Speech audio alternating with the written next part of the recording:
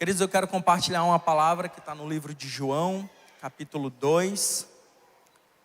João, capítulo 2, versículos de 1 a 11. Diego, aumenta um pouco. Menos. João, capítulo 2, versículos do 1 a 11.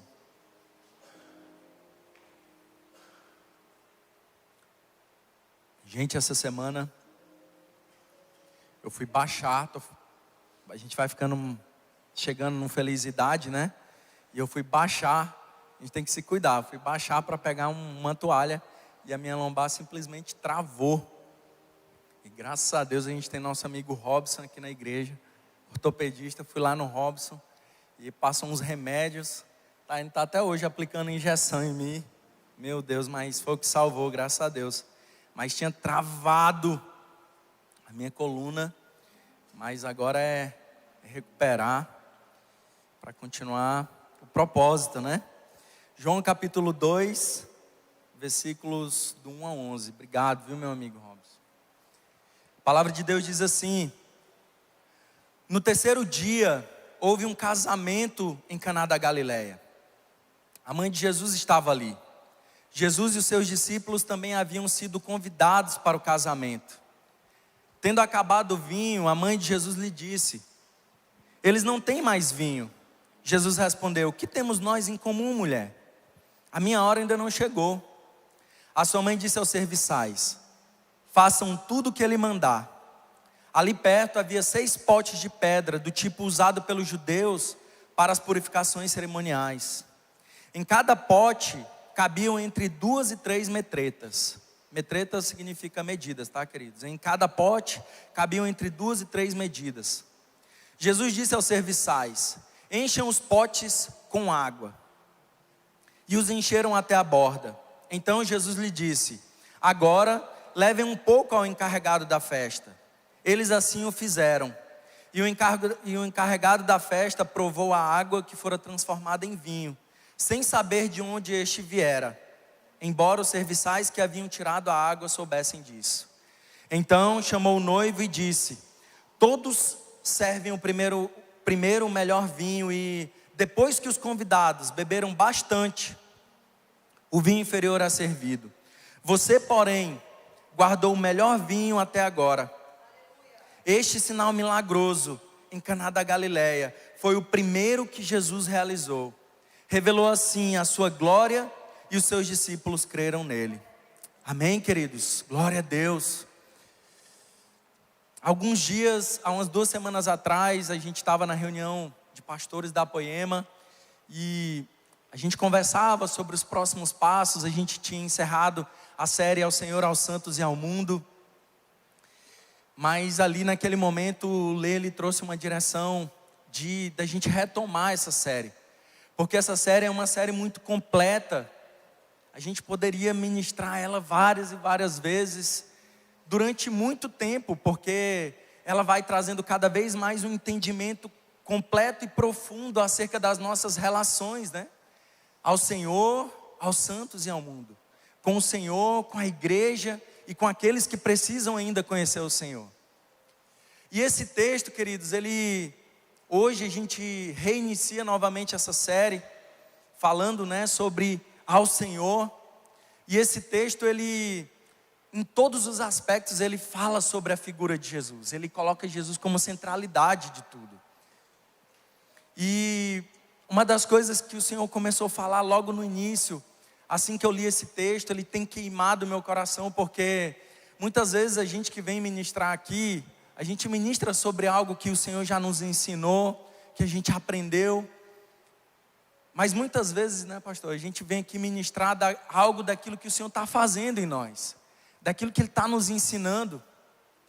E esse texto, ele fala muito forte comigo, porque esse milagre em Caná da Galileia, ele acontece num lugar diferente. O primeiro lugar de Jesus, o primeiro milagre de Jesus, ele não aconteceu numa grande conferência, ele não aconteceu num grande estádio, mas ele aconteceu num pequeno vilarejo, numa aldeia ali próxima de Nazaré, em Caná da Galileia.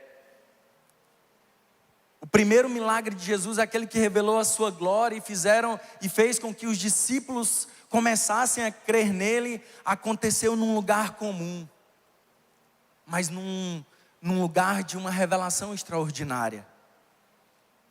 E sabe, queridos, isso começa a falar muito forte e nos ensinar que o Senhor, Ele nos leva a entender que Ele se importa com os dias ordinários, com os dias comuns.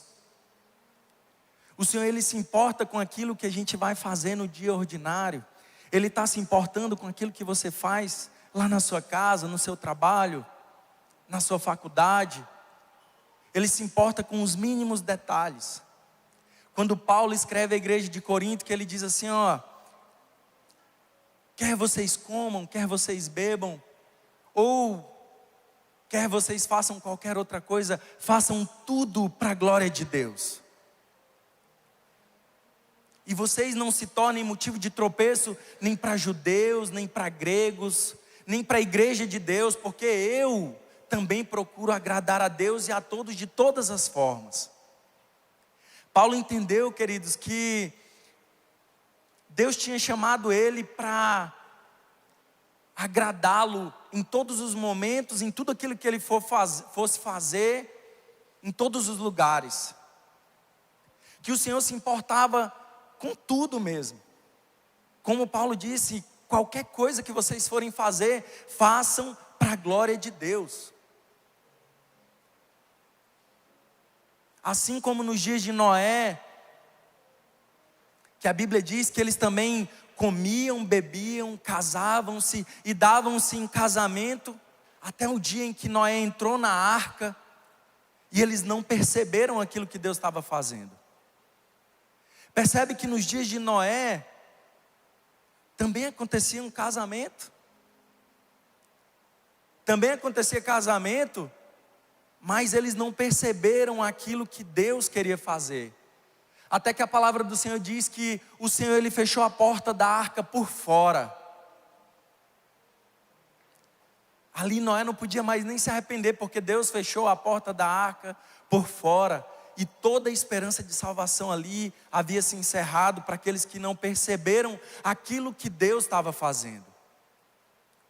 Então Deus, Ele está nos ensinando e trazendo sobre cada um de nós um tempo de despertamento acerca da sua presença, queridos. Esse é uma das principais coisas que o Senhor, Ele quer trazer sobre o nosso coração nessa manhã, nesse culto. Trazer sobre cada um de nós um tempo de despertamento acerca da sua presença. Acerca daquilo que Ele quer fazer nos dias ordinários, nos dias comuns. Às vezes não vai ser nos dias especiais, nos dias mais espirituais. Às vezes não vai ser nas conferências mais espirituais que Deus vai fazer os grandes milagres, as grandes coisas. Mas nos dias comuns. Claro que esses dias que nós viveremos na semana que vem serão dias incríveis. Dias de muita ativação espiritual. A gente está aqui porque a gente vai estar junto porque a gente entende que são momentos onde o Senhor escolhe para derramar algo sobrenatural, para iniciar uma nova estação na nossa vida. É um momento de festa onde como igreja a gente celebra o fato de sermos família, de sermos igreja, de termos a liberdade de poder adorar o Senhor. Nesses dias acontecem também mover muita coisa poderosa. Mas eu e você precisamos entender, queridos, que quem santifica os dias, quem santifica os lugares e as coisas é o Senhor, é a presença de Deus que santifica todas as coisas. É a presença de Deus que torna todas as coisas especiais, todos os momentos especiais. Às vezes ali no dia comum, no ordinário, é um momento onde Deus Ele quer falar de forma muito poderosa, se revelar de forma muito poderosa a você, como Ele se revelou num casamento ali, naquela pequena aldeia em Caná da Galileia. Quero compartilhar um testemunho com vocês, queridos. Dia 12 de junho do ano passado, dia 12 de junho desse ano, pouco mais de 2 meses, eu plantei uma palmeira lá em casa. Eu ganhei uma palmeira do meu sogro. E eu tinha medo de plantar uma palmeira. Eu tenho alguns planos de fazer a parte de arborização lá de casa. Só que a gente tem muito... toda plantinha que a gente pega desses pequenininhos para colocar em cima da mesa morre. E aí eu fiquei pensando, a gente agoa, mas morre, não sei porquê. E eu fiquei pensando, eu digo, Senhor, essa daqui é grande, se ela morrer, meu Deus, vai ser feio demais para a gente. E essa palmeira, ela é maior do que eu. Fui lá, busquei ela bonita, verde. Tinha 12 palhas nela. E aí cavei o buraco, fiz tudo aquilo. Eu digo, agora tu vai viver uma vida de excelência. Coloquei o adubo certinho, plantei, dei aquela primeira rega. Só que essa palmeira, gente, ela começou a secar. Caiu a primeira palha, a segunda, a terceira. E começou a me vir uma angústia no coração. E eu perguntava, uma hora o ChatGPT disse que tinha que aguar todo dia. Uma hora disse que ia sufocar, ia apodrecer as raízes dela. E eu perguntava para quem entendia de planta e dizia, a palmeira tem que regar muito. E outro diz, não, tem que colocar muito, tem que colocar areia. E essa palmeira sofrendo, resumindo, queridos, ela está com 6 palhas só, de 12. E das 6, ela na verdade ela tem 5,5, que a metade da sexta já está seca. E eu comecei a entrar em crise, né? Porque eu disse, meu Deus, se alguém vier aqui vai ver essa palheira toda feia. Eu já tinha até postado ela toda verdezinha. E eu disse, eu vou cortar ela. Chateado com a palmeira. Eu falei até para o Bruno e a Thalita, eles disseram assim, eu tenho uma planta bem bonita lá em casa, quer? A planta tá linda. Mas eu falei para o Bruno, eu tenho medo de pegar e ela começar a secar também. E eu disse, eu vou cortar. Mas teve um dia que eu fui aguar ela de tarde, e eu disse, Senhor, se o Senhor fala com... E eu disse, eu vou orar por essa palheira. Vou começar a orar por ela. Se não é pela força do meu braço, não é pela... Coloquei NPK, coloquei enraizador, coloquei tudo, e ela só piora. Então eu vou orar agora. Quando o melhor do homem termina, queridos, começa o melhor de Deus. E eu comecei a orar por aquela palmeira. Só que eu comecei a ser cheio da presença de Deus. O Senhor, era como se eu dissesse assim, se o Senhor falou com Jonas, quando ele estava debaixo daquela árvore, lá em Nínive, e ele ficou chateado, porque no outro dia a árvore fazia sombra para ele, no outro dia quando ele acordou, a árvore estava seca, e ele ficou indignado com o Senhor, e o Senhor perguntou para ele, Jonas, você fica chateado, você fica indignado comigo, porque essa palmeira, você não fez ela nem nascer e nem crescer, como que você fica chateado por eu não querer destruir Nínive? Então eu disse para o Senhor, Senhor, se o Senhor falou com Jonas, através daquela palmeira, daquela árvore, o Senhor vai falar comigo também. E queridos, eu comecei a chorar ali naquele momento, porque o Senhor começou a mostrar aquela palmeira no processo dela, sabe? E Ele foi falando no meu coração, filho, muitas vezes você esteve como essa palmeira no seu processo. Muitas vezes você perdeu muitas coisas, muitas vezes você deixou de viver muitas coisas, muitas vezes essa palmeira ela representa também um pouco do teu processo. E todas as vezes que você pecou, todas as vezes que você falhou, eu não desisti de você, eu não te cortei e não joguei fora. E eu comecei naquele momento, ser cheio da presença de Deus, sabe, queridos, ali no meio, e eu me joguei ali no chão. Quando a Taine foi ver, ela disse, irmão, aconteceu alguma coisa? Porque eu fui cheio da presença de Deus ali naquele momento, sabe, com aquela palmeira. E eu disse, assim como o Senhor nunca desistiu de mim, eu não vou desistir de você não, bichinha. Eu não vou desistir, se for para você morrer, você vai morrer, mas eu não vou desistir, eu vou continuar aguando, eu vou continuar fazendo a minha parte. E ela está lá no processo dela, está ficando amarela agora, está piorando um pouco. E aí ontem a gente estava no aniversário aí, na casa do Fabiano, um amigo nosso, tinha uma igualzinha a ela, do mesmo tamanho. Eu falei assim, eita, eu tenho uma dessa daí. Ele falou assim, Aí eu falei, mas ela tá toda amarela, só tem 5 palhas e meia. Aí ele falou assim, vai cair tudo e depois vai nascer tudo de novo. Eu digo, pelo amor de Deus, o bichinho vai ficar feia. Aí ele disse assim, mas é assim, faz parte do processo dela. Então, queridos, não foi num dia extraordinário que o Senhor ministrou meu coração. Não foi num dia espiritual que o Senhor ministrou meu coração, que eu senti uma presença tão maravilhosa. Não. Foi num dia simples, num lugar simples, só eu e o Senhor. Eu lembro no casamento do James e da Luísa, que a gente quase não consegue começar o casamento. A gente foi orar e a presença do Senhor começou a tomar aquele lugar. E as pessoas começaram a chorar. A presença do Senhor invadiu aquela festa. E a gente desfrutou de uma presença maravilhosa. No casamento do Glauco e da Joane, quando a gente foi conversar, eu disse, o que vocês querem, como é que vocês querem a cerimônia? Ele disse, a gente quer que foque na palavra. Porque a palavra vai ser a base do nosso casamento. Se quiser ministrar 1 hora de palavra, pode ministrar. Porque a gente quer que a palavra seja aquela que santifique o nosso casamento. Olha só, queridos, a importância sendo dada para a presença, a importância sendo colocada na presença de Deus. E o que a gente aprende com essa passagem é isso, é que todos os momentos, todos os lugares, com Jesus, a gente pode receber um milagre da parte dele. Aquela mulher samaritana, quando foi ali no poço de Jacó buscar um pouco de água, eu imagino as vestes dela, toda suada, andou uma grande distância, no meio ali do sol, porque ela não queria ter contato com as outras mulheres, porque já estava no 6º casamento. Mas foi naquele lugar simples, na beira de um poço, que ela teve um encontro extraordinário com a presença de Deus.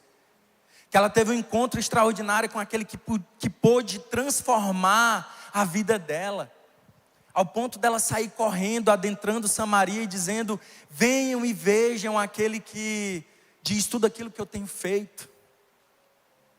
São dias comuns, queridos, são dias ordinários, que o Senhor, Ele também quer agir e quer fazer na nossa vida.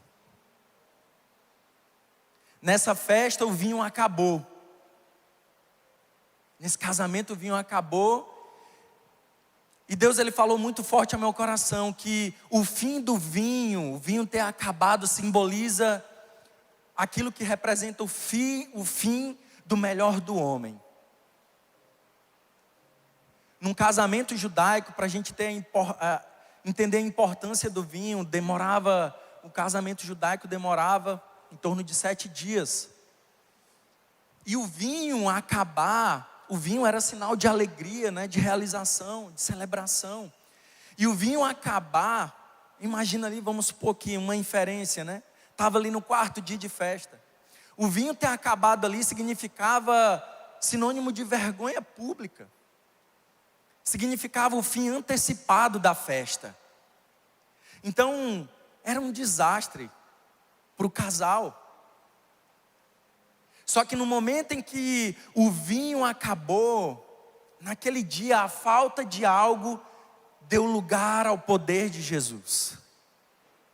Naquele momento, o vinho que acabou expôs a limitação humana e aquilo que seria motivo de alegria havia se tornado motivo de vergonha, havia se tornado motivo de limitação. O vinho na Bíblia, queridos, ele está relacionado à alegria e realização. E Deus, na minha e na sua vida, sempre tem que ser aquele que é a nossa fonte de alegria e realização. O problema é que muitos de nós temos colocado a nossa alegria e a nossa satisfação em muitas outras coisas. No dinheiro, nos relacionamentos, nas coisas, nos bens. A gente tem colocado a nossa alegria, a nossa satisfação nessas coisas.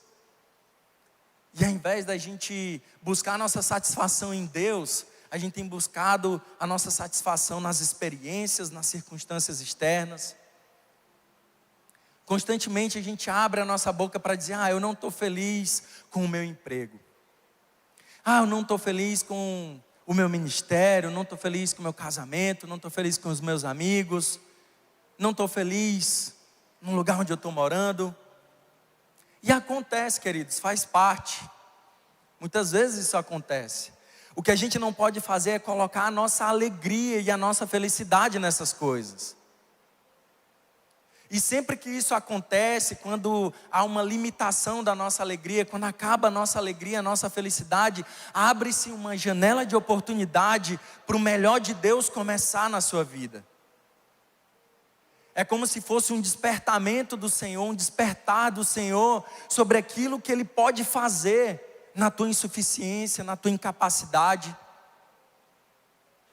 Porque sempre que o melhor do homem, ou a alegria do homem acaba, queridos, começa o melhor de Deus, começa a alegria do Senhor na tua vida. Não coloque, queridos, que a gente não coloque a nossa alegria, a nossa satisfação nas coisas aqui dessa terra. Que a gente não coloque, sabe, a nossa esperança naquilo que pode acabar, como a palavra de Deus diz, naquilo que a traça pode corroer, naquilo que o ladrão pode roubar. Eu não sei, queridos, o que na tua vida era bom, o que na sua vida era tua felicidade e acabou. Eu não sei. Mas eu quero te dizer uma coisa. Quando o teu melhor termina, quando aquilo que você acha que era a tua verdadeira alegria acaba, o melhor de Deus pode começar na tua vida. Eu lembro quando eu saí da minha antiga igreja, eu passei 9 anos e 11 meses na antiga igreja. E eu saí por uma direção para vir para cá, para essa família espiritual. Eu saí por uma direção de Deus. Que foi, meu amor? Eu saí por uma direção de Deus. Mas eu lembro que eu falei uma frase para o Senhor. Eu disse: Senhor, eu vou te obedecer. Eu entendo que o meu ciclo se encerrou. Mas eu tenho certeza que nunca mais eu vou ter amizades como eu tinha nessa antiga igreja. Eu tenho certeza que eu não vou conseguir viver tudo aquilo que eu vivi nessa antiga igreja. Eu não vou conseguir viver nessa nova igreja. E queridos, hoje eu e a Taine, a gente está há mais de 10 anos aqui nessa igreja. E eu posso dizer, foi muito melhor. É muito mais incrível o que a gente tem vivido aqui nesse lugar. É muito mais profundo, é muito mais precioso o que a gente tem vivido aqui com vocês.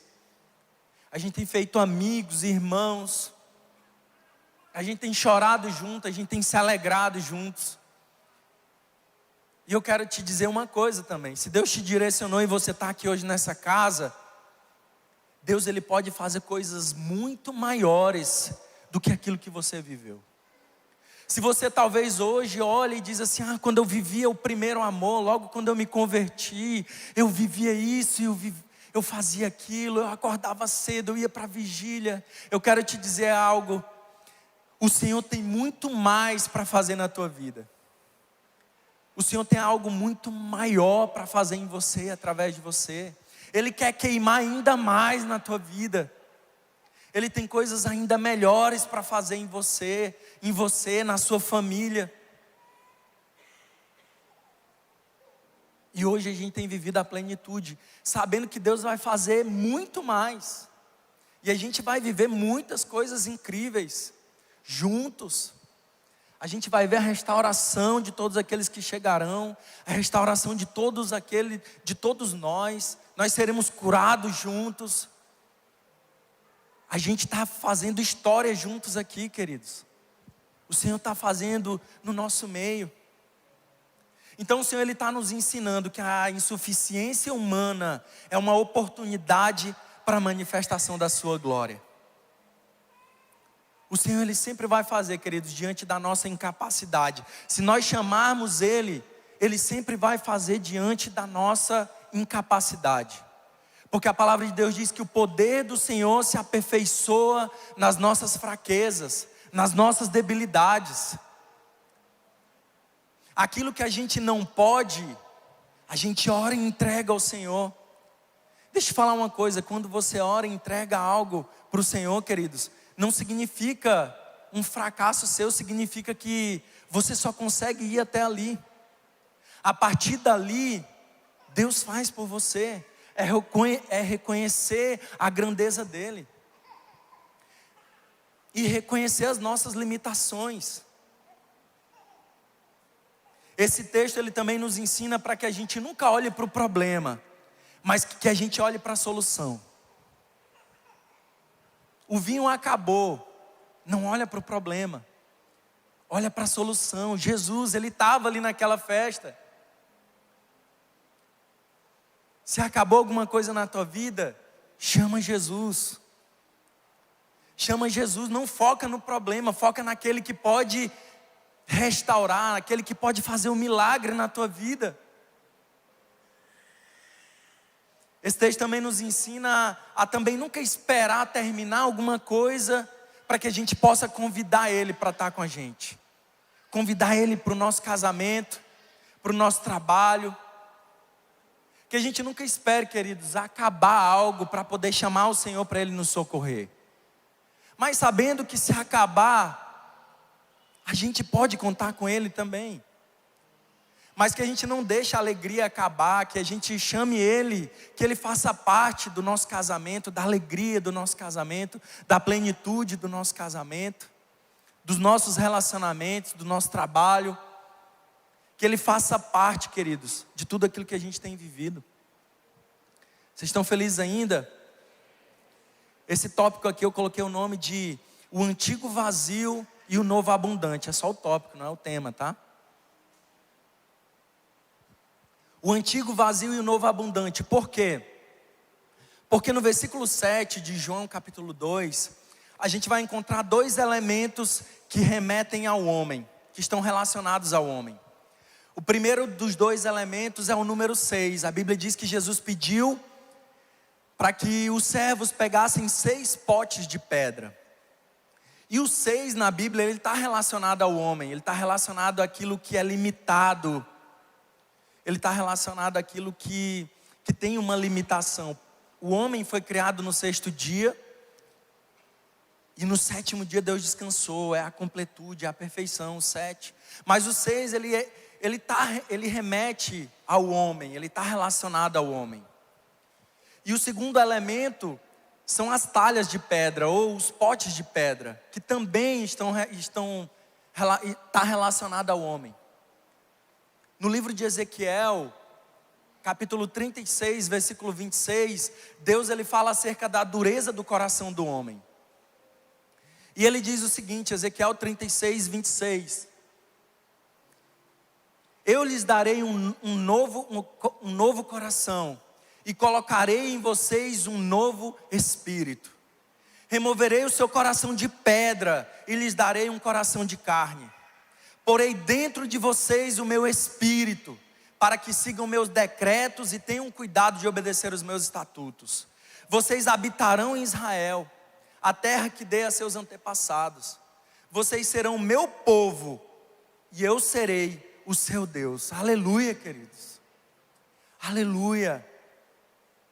Deus estava falando para o povo de Israel que a partir daquele momento Ele ia tirar o coração de pedra deles, ia colocar um coração de carne e colocaria o espírito deles, um novo espírito na vida de cada um deles.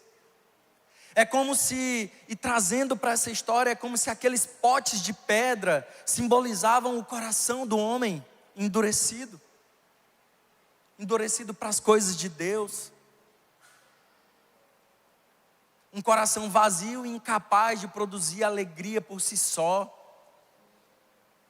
Incapaz de produzir alegria por si mesmo. Haverão dias, queridos, que o coração de pedra que habita em nós, ele vai querer falar mais alto. Mas existe um Deus que Ele pode tirar toda a dureza do nosso coração. Ele pode transformar o nosso coração para que os nossos olhos possam se voltar para Ele. E como Ele diz, Ele ser o nosso Deus e nós sermos o seu povo. E a gente possa viver uma plenitude, uma alegria verdadeira no Senhor. Sabe por quê, queridos? Porque tudo aquilo que eu e você temos para oferecer é vazio, é limitado. Os sucessos, os prazeres, os reconhecimentos, tudo aquilo que a gente pode oferecer é limitado e passageiro. Mas aquilo que o Senhor, Ele tem para nos oferecer é abundante e eterno. Aquilo que o Senhor tem para nós é abundante e eterno, queridos. E se por um lado o padrão do mundo é oferecer o melhor no início, para nos conquistar, para nos iludir. Por outro lado, o padrão de Deus sempre vai ser, o melhor de Deus ainda está por vir, amém? O melhor de Deus ainda está por vir, queridos. O padrão do Senhor é esse. Ele foi aquele que disse para aquela mulher samaritana: se você beber da água que eu tenho, você nunca mais terá sede. Que eu e você nessa manhã, queridos, possamos declarar que o melhor do Senhor ainda está por vir. O melhor daquilo que eu e você podemos viver no Senhor ainda está por vir, amém? Esses potes de pedra, eles eram utilizados pelos judeus para os ritos de purificação que aconteciam antes das cerimônias religiosas. Ou seja, era uma representação humana, uma tentativa humana de alcançar a pureza por meio de rituais. E aí o que é que Jesus faz? Jesus pega justamente esse símbolo de religiosidade e Ele transforma em um símbolo de alegria verdadeira. Ele transforma aquele símbolo de religiosidade, Ele nos ensina, Ele utiliza para nos ensinar que somente nele existe uma alegria verdadeira. Queridos, o Deus que eu e você servimos é um Deus que pode ressignificar tudo e todas as coisas na nossa vida. Ele pode ressignificar aquele relacionamento que não deu certo. Ele pode ressignificar aquele emprego que não deu certo, aquela amizade que se afastou de você. Ele pode ressignificar aquela perda que você teve. Ele pode te fazer entender, o Deus que nós servimos é um Deus que ressignifica todas as coisas. Jesus, Ele veio aqui nessa terra para ressignificar todas as coisas. O nosso modo de falar, o nosso modo de agir, o nosso modo de pensar, o nosso modo de amar. Ele foi aquele que quando chegou aqui, Ele diz: agora um novo mandamento vos dou. Ame o teu próximo como eu vos amei. Se antes tinha dias que a gente não ia estar nem se amando, como que a gente ia amar o próximo? Aí Ele vem e ressignifica. Agora, o verdadeiro amor, aquele que nos ensinou, que se entregou por cada um de nós, Ele vem e diz: eu sou a verdadeira forma de amar. Ame o teu próximo como eu vos amei. Ele é aquele, queridos, que antes, se existia um coração de pedra, Ele transforma o nosso coração. E Ele coloca em mim e em você um novo espírito. Ele é aquele que transformou a cruz, que era um símbolo de derrota, um símbolo de morte. Ele vem e transforma em um símbolo de vitória, em um símbolo de conquista, um símbolo de vida. E você precisa entender isso, queridos. Esse despertar do Senhor, Ele é um Deus que ressignifica tudo e todas as coisas. Ele faz novas todas as coisas. Ele transforma até aquilo que para o mundo era sinal de vergonha, como a cruz. E Ele transforma em algo novo.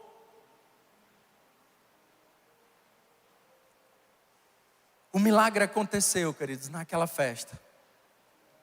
E para o milagre ter acontecido, tem algo que eu vejo como chave nessa história. A obediência daqueles servos. Eu acredito muito numa obediência verdadeira ali, sabe? Talvez eles não sabiam quem de fato era Jesus. o poder que ele tinha, mas eu acredito até que pela necessidade deles ali naquele momento, eles acreditaram verdadeiramente. Eles pensaram, poxa, cara, vai que dá certo. A festa vai acabar mesmo. Então vamos fazer o que a mãe dele pediu, vamos levar os potes de pedra para ele. Vai que ele faz esse milagre mesmo. Se acontecer, a gente está salvo. O versículo 5 diz que a mãe de Jesus disse: façam tudo o que ele mandar. E queridos, naquele momento a obediência verdadeira daqueles servos abriu espaço para o extraordinário de Deus acontecer. Mas eu falo de uma obediência verdadeira, sabe? Deus tem falado muito comigo sobre a obediência como uma atitude externa. Eu até falei isso com o Influa sábado retrasado. Às vezes a gente está obedecendo a Deus, mas o nosso coração está se rebelando contra o Senhor. E eu não estou dizendo de entender, porque às vezes a gente não entende, mas obedece. Diz assim: Senhor, eu não estou entendendo, mas eu decido obedecer. Só que às vezes, queridos, a gente está obedecendo, mas no nosso coração a gente está sendo rebelde com o Senhor. Eu faria sim, mas já que tem que obedecer, eu vou obedecer. E a gente vive uma vida com Deus, a gente está caminhando com o Senhor, a gente está vindo todo culto aqui, e a gente não está vivendo a plenitude daquilo que Deus tem para nós. A gente não está vivendo os milagres do Senhor, porque não está havendo dentro do coração de cada um de nós, como uma atitude interna, uma obediência, que diz assim: eu posso até não entender, mas eu descanso no Senhor e obedeço. Não entender é diferente de não se conformar com aquilo que Deus está fazendo. Mas nesse momento, eu acredito, eu faço essa inferência, e eu posso dizer que eu posso acreditar que eles de fato acreditavam no milagre que ia acontecer. E Jesus disse para eles: levem um pouco ao encarregado da festa. E sabe qual é o mais interessante desse versículo? É que a água se transformou em vinho enquanto eles levavam a água para o encarregado da festa. Olha só o que diz o versículo 8. Versículo 8 diz: encham os potes com água. Encham os potes com água e levem um pouco ao encarregado da festa. E o encarregado da festa provou a água que fora transformada em vinho. Em momento nenhum, querido, Jesus disse: encham os potes com vinho. Ou em momento nenhum ele diz: levem ao encarregado da festa o vinho para ele provar. Não, ele disse: levem ao encarregado da festa a água. E logo em seguida, no versículo 9 diz: e o encarregado da festa provou a água. Então primeiro eles obedeceram, e depois o milagre aconteceu. Queridos, o milagre de Deus exige a confiança do primeiro passo. O milagre de Deus exige a obediência verdadeira, que acontece não só externamente, mas internamente no nosso coração também. O que acontece é que muitas vezes eu e você, a gente espera ver primeiro a transformação para poder crer naquilo que Deus pode fazer. Mas Deus primeiro espera que a gente obedeça, para então nós sermos transformados. Se tem algo que você precisa ser transformado no Senhor, primeiro comece a obedecer ao Senhor. Se você não está entendendo, se Deus te deu uma direção, se Deus colocou um propósito no seu coração, faça. Se Deus colocou no seu coração para você plantar uma palmeira, plante. E você vai ver a transformação do Senhor na sua vida. Porque os mistérios de Deus, queridos, os mistérios do reino de Deus são revelados àqueles que creem, antes mesmo de ver. Quando Deus chegou para Abraão e disse: eu quero teu filho, e disse: eu quero teu filho Isaque como sacrifício. E não foi qualquer sacrifício, queridos. foi como um holocausto. O holocausto no Antigo Testamento era a forma de sacrifício mais completa que tinha. Nesse tipo de oferta, de sacrifício, nem o ofertante e nem o sacerdote podia ficar com nenhuma parte do sacrifício. Então era como se o Senhor estivesse dizendo para Abraão: eu quero o teu filho por completo. Para nem passar na cabeça de Abraão dizendo assim: Senhor, eu posso ficar com a roupinha dele? Eu posso ficar com um pedacinho do cabelo dele? Não. A oferta tinha que ser totalmente oferecida ao Senhor. Chegava a ele como um incenso de sacrifício agradável, totalmente ao Senhor. E quando eles chegaram lá no Monte Moriá, Isaac perguntou para Abraão: pai, está aqui a lenha, o fogo? Cadê o sacrifício? Cadê o cordeiro? O cordeiro para si, Deus proverá, filho. O cordeiro para si, Deus proverá como Deus proveu o cordeiro. Mas Abraão primeiro obedeceu o Senhor. O primeiro passo, queridos, que Pedro deu, ele só andou sobre as águas porque ele primeiro deu o passo. Depois ele começou a olhar para os lados e ele começou a afundar. Mas ele só andou sobre as águas porque ele deu o primeiro passo. Ele confiou. Você percebe que Deus, ele responde respostas. Deus, ele responde às nossas atitudes diante dele. Nesse texto, nessa história de milagres, a gente vai ver um elemento que é a matéria-prima para que o milagre de Deus aconteça. Na Bíblia a gente vai ver a água simbolizando a palavra de Deus. João 7,38 diz: quem crê em mim, como diz as Escrituras, do seu interior fluirão rios de águas vivas. Fala sobre as Escrituras. Quando Jesus estava reunido com os discípulos, ele disse o seguinte: vocês já estão limpos pela palavra que vos tenho falado. Então a palavra, ela está ligada, a água, ela está relacionada à palavra de Deus, aquela que limpa, aquela que purifica. Efésios 5,26 diz: para santificá-la, tendo-a purificado pelo lavar da água, pela palavra. Então a palavra de Deus é aquela que nos purifica, aquela que nos limpa, amém? E nesse texto a gente vê que Jesus, ele manda encher aqueles potes de pedra com água. E se a gente for trazer, a água, ela é o símbolo da palavra de Deus. Pelo menos no contexto neotestamentário e até no Antigo Testamento, né, pastor? A gente vai ver muito isso. O símbolo da palavra de Deus, e depois ele transforma essa água em vinho. O símbolo da alegria. E queridos, a palavra de Deus é a matéria-prima que Deus precisa, para que a gente sempre possa ter os seus milagres, para que sempre Ele possa agir milagrosamente na nossa vida. A palavra de Deus é a matéria-prima para que Ele possa fazer o que Ele precisa fazer em nós.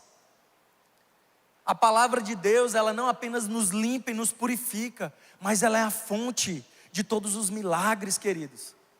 Por isso, os milagres do Senhor foram escritos na Bíblia, na palavra dEle, para que eu e você possamos ter acesso, e a gente possa crer naquilo que Ele pode fazer. A palavra de Deus, ela nos habilita e nos prepara para o milagre. Assim como aquela água foi preparada para o milagre e se transformou em vinho. O que eu quero te dizer com isso, queridos? Eu e você precisamos conhecer do Senhor. O conhecimento de Deus nos faz ter acesso ao Deus que a gente serve. O conhecimento de Deus nos leva a entender o Deus poderoso que nós servimos, que pode fazer tudo e todas as coisas. O foco nunca vai ser o milagre, queridos, nunca. Nossa igreja não só no Acre, mas a Poema, no Brasil e nas nações. A gente nunca vai ser aquela igreja que foca nos milagres, na teologia da prosperidade, no evangelho triunfalista. A gente nunca vai ser essa igreja, mas a gente sabe que a gente serve um Deus que faz milagres, um Deus poderoso. Então o ápice nunca vai ser o vinho, queridos. O ápice nunca vai ser a festa, nunca vai ser o nosso benefício próprio, mas a manifestação de quem Deus é na minha e na sua vida. Existe algo muito maior, queridos, do que o nosso casamento, do que o teu marido, do que tua esposa. Existe uma coisa muito maior e muito mais preciosa do que todas as coisas. E é a presença de Deus na nossa vida. Você sabia que a maior bênção, ela a gente nunca pode olhar as maiores bênçãos vindo das mãos do Senhor, mas de contemplar a sua face, de entender que quando nós estamos olhando para Ele, nós estamos caminhando na direção certa. Que a gente não queira somente as mãos do Senhor, mas que a gente queira também os seus pés.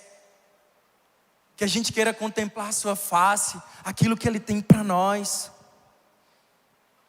Queria que o ministério de louvor subisse.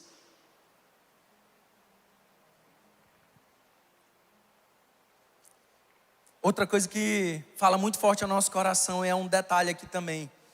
Jesus, João, quando ele está finalizando a história do casamento em Caná da Galileia, ele não chama aquele acontecimento de prodígio, aquele acontecimento de algo extraordinário, mas ele chama de sinal. Ele diz: este sinal milagroso. Essa palavra sinal no grego, ela é semeion. E semeion, ele é aquilo que aponta para algo maior. E o que a gente entende com isso, queridos? O milagre que aconteceu em Caná da Galileia foi apenas a ponte para que aquelas pessoas pudessem conhecer mais de Deus e da sua glória. Quer saber se o milagre de Deus vai acontecer na tua vida? Observe se aquilo ali vai te fazer conhecer mais de Deus e se aquilo ali vai glorificar a Deus na sua vida. O milagre, ele nunca vai acontecer por si só, queridos, nunca.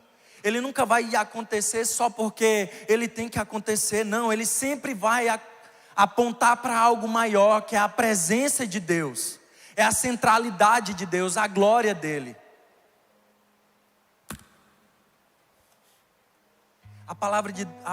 O milagre do Senhor sempre vai apontar para a presença do Senhor. Queria que você que pode, fique de pé no seu lugar.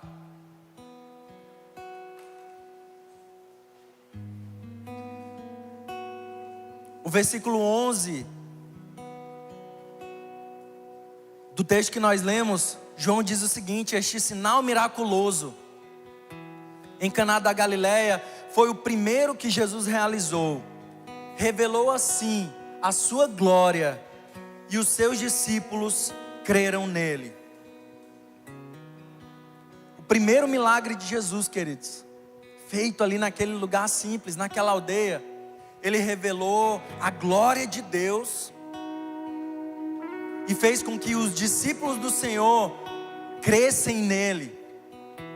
Eles olharam para o Senhor e disseram assim: cara, Ele tem poder mesmo, de fato. Despertou algo neles. Então sempre os milagres de Deus, queridos, na minha e na sua vida, eles têm que despertar algo em nós. Eles têm que gerar algo em nós. Vocês perceberam que durante toda a ministração, tudo gerou em torno da pessoa de Jesus. Tudo gerou em relação àquilo que o que acontece e o que sai dele glorifica Ele. Faz com que as pessoas que são beneficiadas pelo seu milagre passem a ter fé nele, creiam ainda mais nele. Eu e você precisamos entender uma coisa, queridos. Nós servimos um Deus que, como o pastor Manu fala, Ele ama tabernacular no meio do seu povo. Ele ama habitar no meio do seu povo. Desde a antiguidade, a gente vê o Senhor, Ele querendo habitar no nosso meio. Então tudo aquilo que for nos aproximar dEle, tudo aquilo que Ele olhar e ver que vai nos aproximar dEle, Ele vai fazer. Se for um milagre, Ele vai fazer. Se isso fizer com que você creia ainda mais nele, Ele vai fazer. Se isso for glorificar o nome dEle através da sua vida, Ele vai fazer.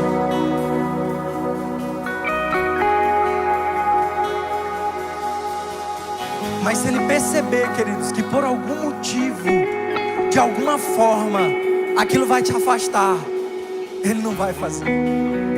Porque tudo gira em torno dEle. É por Ele e por meio dEle. Tudo é para Ele, todas as coisas. Tudo é para a glória do seu nome. Eu não sei se você está entendendo, queridos, o que Deus está querendo fazer.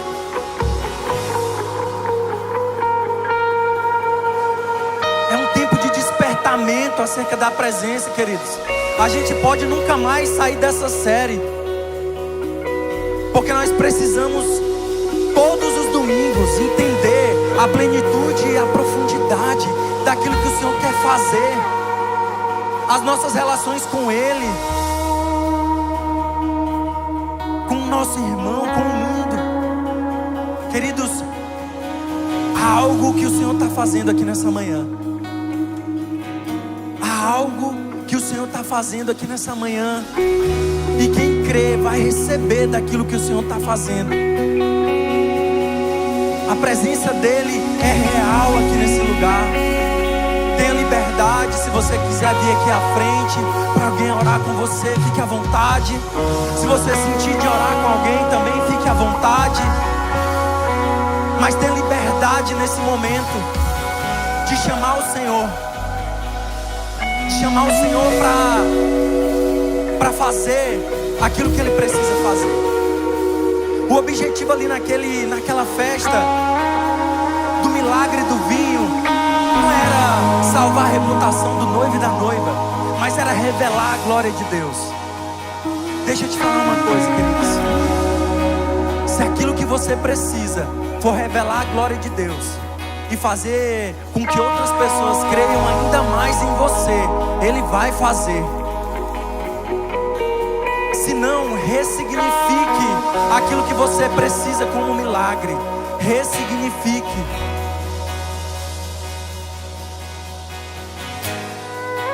Porque os milagres de Deus, queridos, eles nunca vão ser a solução dos nossos problemas, mas a revelação de quem Ele é. Tudo que aconteceu ali em Caná da Galileia, ali naquela aldeia, aponta para o nosso Deus, para o nosso Cristo, para o casamento que um dia nós vamos viver com o nosso noivo. As bodas do Cordeiro, o casamento do noivo e da noiva, tudo vai finalizar nesse casamento onde nós vamos nos encontrar com Ele. E ali nós seremos selados pelo vinho que trará a verdadeira alegria. A alegria é uma alegria eterna, uma alegria plena, a verdadeira abundância. Ali a gente vai viver uma completude de coração, queridos. Que a gente aponte para o Senhor em tudo aquilo que a gente for fazer, tudo aquilo que a gente for pedir. Oh Jesus, tira de cada um de nós um coração de pedra, Pai, e coloca um coração de carne. Coloca em nós o Teu Espírito, Jesus. Coloca o Teu Espírito Santo, Pai. Queridos, tem algo que a gente nunca pode deixar de acreditar. O céu é uma verdade, nós veremos a Deus. O céu é uma realidade, o nosso Deus é uma realidade.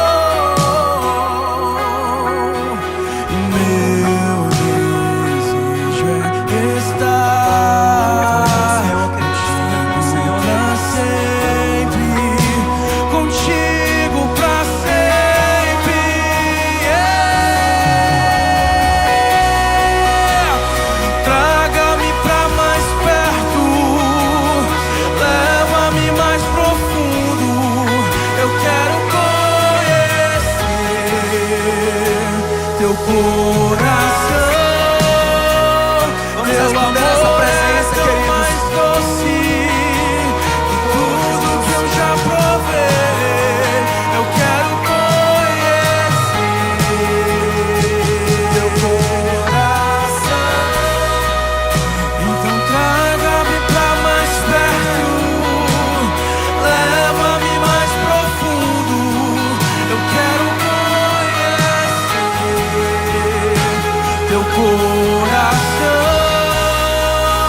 Teu amor é tão mais doce que tudo que eu já provei. Eu quero conhecer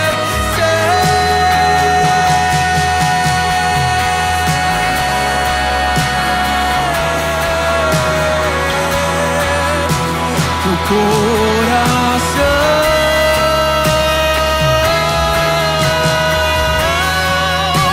Teu coração,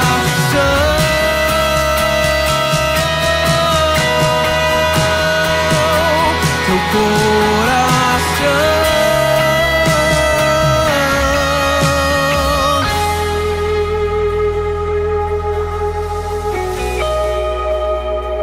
Jesus, muito obrigado, Senhor. Muito obrigado pela tua presença, Jesus. Obrigado pelo despertar que o Senhor trouxe sobre cada um de nós nessa manhã, Jesus. Um despertar sobre a importância da tua presença, Pai. Um despertar sobre a importância de quem o Senhor é. Obrigado, Jesus. Desperta-nos, Pai. Desperta aqueles que dormem. Nós não queremos ser pegos de surpresa, Pai, como aqueles que viviam no tempo de Noé, Jesus. Mas nós queremos estar atentos àquilo que o Senhor quer fazer, Pai. Nós queremos estar atentos ao milagre da tua restauração, Jesus. Nos tempos de Noé, a restauração, o milagre que o Senhor fez foi a restauração de um povo. Se esse tiver que ser o milagre, Jesus, que nós estamos precisando, que o Senhor tem para nós, que assim o faça, Pai. Se o milagre que o Senhor quer fazer na vida de cada um de nós não é um carro novo, uma casa nova, um emprego novo, mas se for a restauração de cada um de nós, se é isso que nós estamos precisando, que o Senhor faça isso, Pai. Porque nós não queremos, Jesus, conquistar esse mundo, as coisas desse mundo, e não perceber a tua presença, Pai. Não deixa, Senhor, isso acontecer, Pai. Não deixa, Jesus. Nós queremos o teu milagre, Jesus, porque sabemos que o teu milagre em nós serve para a manifestação da tua glória, serve para exaltar o teu nome, serve para o conhecimento de quem o Senhor é, do teu poder, da tua benevolência, do teu amor, da tua graça, da tua misericórdia.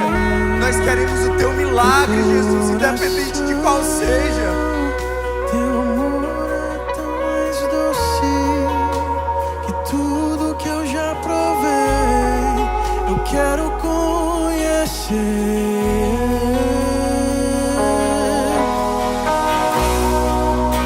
Então traga-me pra mais perto, leva-me mais profundo. Eu quero conhecer teu coração. Teu amor é tão mais doce que tudo que eu já provei. Eu quero conhecer.